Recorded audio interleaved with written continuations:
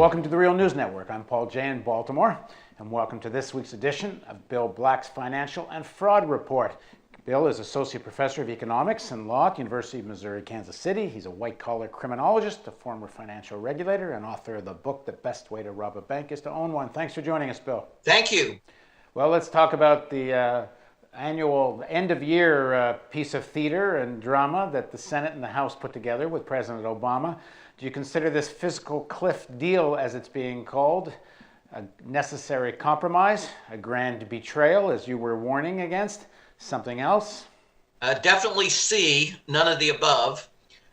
They attempted to do the moderate betrayal. President Obama sent over a list of proposed concessions to Senate Majority Leader Reid, and fortunately for America, Senator Reid threw it in his fireplace and burned it up. So at this point, the deal isn't much of a deal. They have kicked the can down the road for 2 months, where the Republicans can use the leverage of the debt limit plus this 2-month extension. So President Obama has yet again managed to show that he's very good at negotiating against himself. But the Republicans have also shown that they have taken over the old joke about the Democrats forming circular firing squads and aiming at each other and apparently hitting a fair.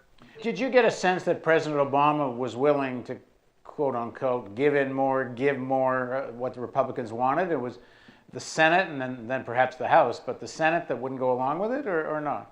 No, it's Senate Democrats that killed it. Actually, the efforts of everybody to stop the great betrayal, again, it's too early to declare victory because we're going to be facing this again very soon. But to this point, the Senate has prevented that betrayal. And that's something that the Obama administration and the Republicans wanted to cut social programs, wanted to cut the safety net. So it's an odd coalition that prevented that of the Senate liberal Democrats and the House Tea Party Republicans. So just go over some of the specifics of what has been agreed to and what are the consequences. Well, the good news is that they have extended long-term unemployment benefits for a year, not just for 2 months. And that was essential. That was 2 million people that would have lost their benefits. And of course, it would be the group that has been unemployed for 2 years or more and have virtually no resources left. So that's the best single thing that happened. The worst thing that didn't happen was that they did not extend the reduction in the payroll tax. And that tax is our most regressive. And it also means that we get the biggest bang for our buck in terms of improving the economy when we didn't collect it. And it would have countered some of the drag effects of increasing taxes. So that was a very bad thing, and it was a bipartisan thing. Neither party wanted to do the sensible thing on payroll taxes. So that's one of our frustrations, is we couldn't get that done. As to the so-called fiscal cliff, the sequestrations, that means the automatic huge budget cuts in that would have been austerity and would have thrown the United States back into recession. Those are put off, but only for 2 months. And the clock on the debt ceiling is coming up, and the Tea Party Republicans are making clear, and Boehner, House Speaker Boehner, has made clear that he's going to try to extort concessions using the leverage of pointing what Donald Trump calls his nuclear weapon at the U.S. economy and say, unless you cut social spending and the safety net, I'll blow up the U.S. economy. That, of course, shouldn't be a credible threat.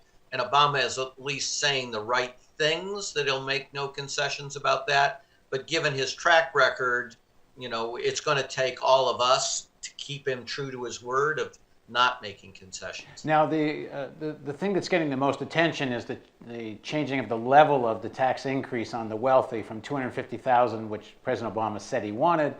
They've gone, I guess it's with 400,000 on a single, I think 450 on a couple. A household. A household. Yes. But it seems to me the more significant is what you just mentioned, the not extending the payroll reduction in taxes, where the attention is all on what's happening with the wealthy. Yeah, again, this has been clever politically by President Obama, and it's just a classic example of watch my left hand, when the action is really taking place in the right hand. So they've gotten a small increase in taxes for the wealthiest 1.5% of Americans, but they've given up the substantial reduction in taxes for working class Americans.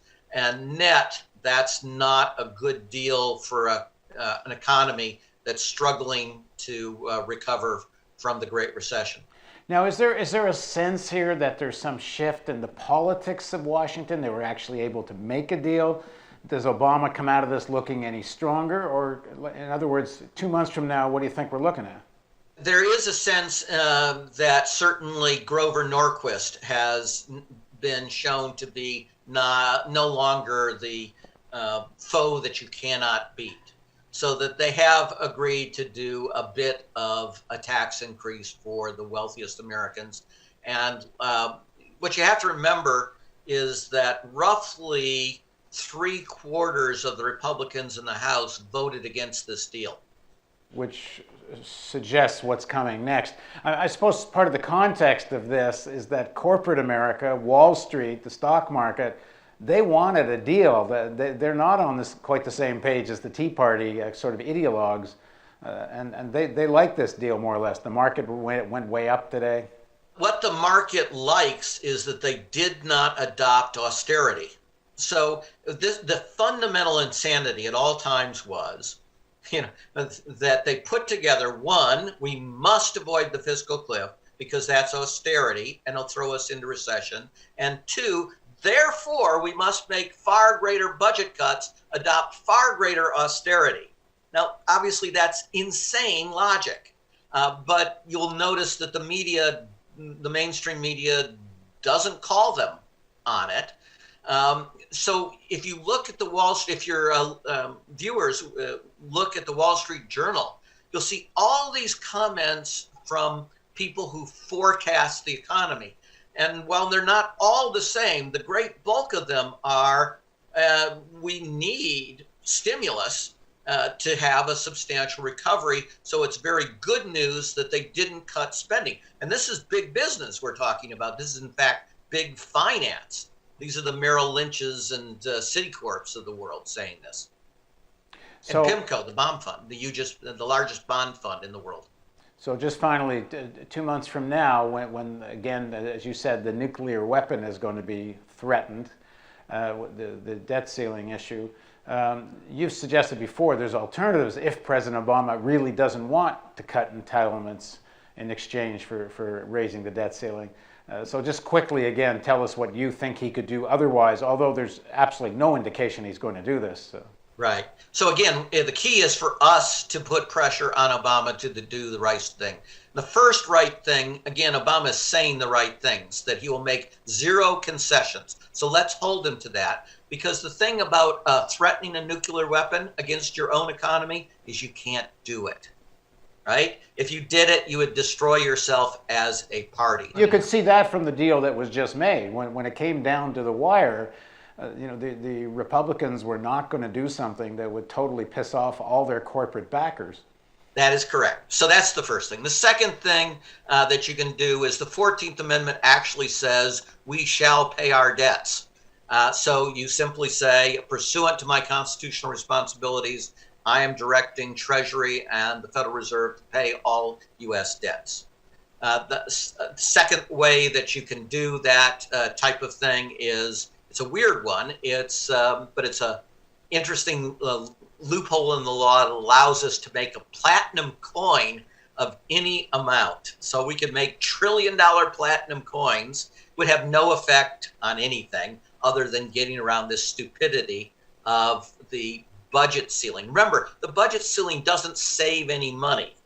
What it would say, if you ever used it, was we are not going to pay our debts. We're going to default on our debts, even though we have the complete ability to pay our debts, which A, that's immoral, and B, it's insanely self-destructive. I mean, and the third thing you can do is ahead. you don't actually have to issue debt, because the real deal about money is that it's actually created by keystrokes on computers, and we use bonds for other purposes in pretty abstract macroeconomics, not because we actually have to get cash. And if you've ever wondered if this is true, ask IRS sometimes what happens if you send in cash to pay your tax bill. And I'll tell you what happens. They burn it or shred it. So 2 months from now, President Obama, first of all, he knew now that they wouldn't really create this level of crisis, quote unquote, go over the cliff. But certainly, I think he knows that the Republicans, at least the group that voted for this deal, in combination with Democrats, can pass things in the House. So he has to know they're not going to not raise the debt ceiling, because they're not going to throw the economy into chaos, because the Republicans' own corporate funders don't want that to happen. Knowing all this, President Obama continues to participate in the theater. That's right. So if you have any spine, you win. But the discouraging thing in all of this is that, of course, Obama had the leverage to get them to extend the debt ceiling for years. And instead, all the reports are that Biden threw that away and agreed for no concession to only do a 2-month extension of the debt ceiling. And this is because I keep talking about the corporate backers of the Republican Party, but the corporate backers of the Democrats in the long run do want cuts in entitlement programs, quote unquote entitlement programs. That's not even a good word to use. They should be calling it the social safety net. Yeah, and worse than that, what their real dream is, and this is Pete Peterson from Wall Street, a billionaire Republican, who has said he's going to spend $1 billion where his ultimate goal is to privatize Social Security so that Wall Street will obtain literally hundreds of billions of dollars in fees managing our retirement. So moderate betrayal, grand betrayal could still be on the horizon. Oh, it definitely, but for the American people putting pressure on Senate Democrats, and but for the self-destructive craziness of the Tea Party, it already would have happened in July 2011. So we've got to keep it going. All right, thanks for joining us, Bill. Thank you. And thank you for joining us on the Real News Network.